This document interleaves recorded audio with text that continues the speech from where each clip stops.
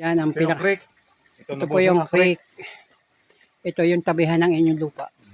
Yan, tabi ng inyong bakod. Yan. Ang lalaki ng bato. Kita ang tubig. Yan.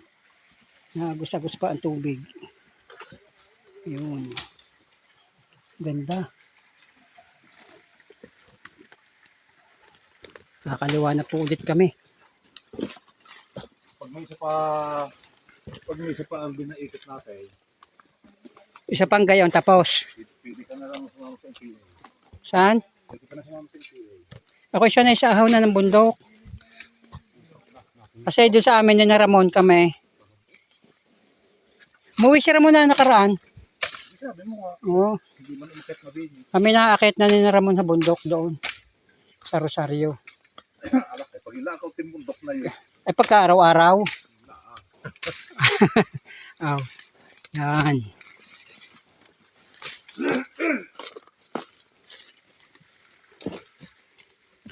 Akyat muli.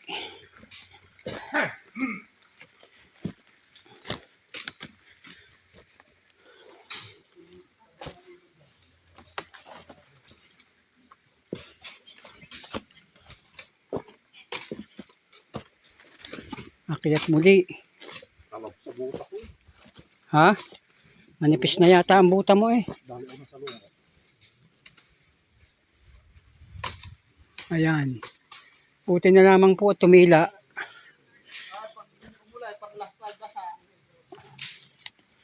Yan. Ang tumira sa iyo? Vitamins lang yan mamayang gabi sa iyo.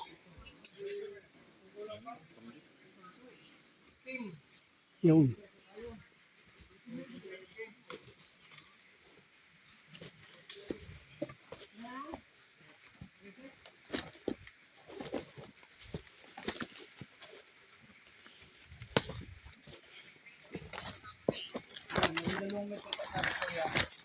Ha? Pare, 2 metro pa papunta doon. Ano? 2 metro pa. Buhat saan? Bababa na tayo doon. Dito na natin lalagay. Tubig na. Tubig na 2 metro pa eh. Diyan na lang asa ko. Ibig sabihin, 2 metro pa doon. Oo. Yun boss, buhat po doon sa tinitirikan nilang yon.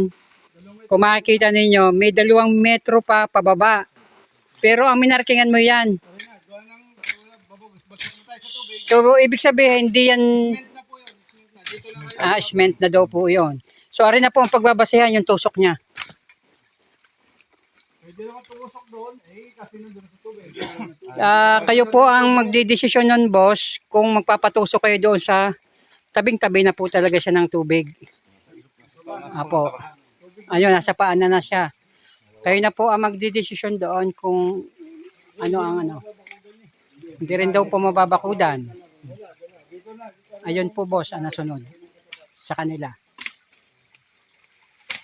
Pero may 2 pa po kayong metro sa baba. Kaya lang hindi daw po mababakudan yun at gawa ng bato. Bagay nasa cement na po tayo. Ayan. Ayan, boss. Ito po ang sinasabi natin. 2 metro pa sana dito. Kaso tubig na yun. Mga batuhan na. Ayan.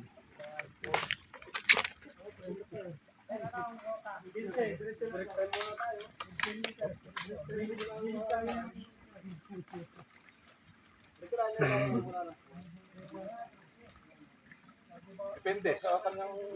Si boss, sinabos na po ang ano diyan, magde-decide diyan.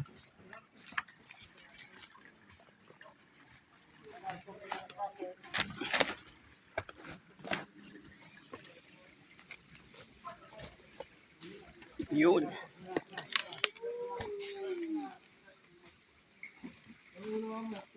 Yan, naghahawan na po ulit. Pataas na kami.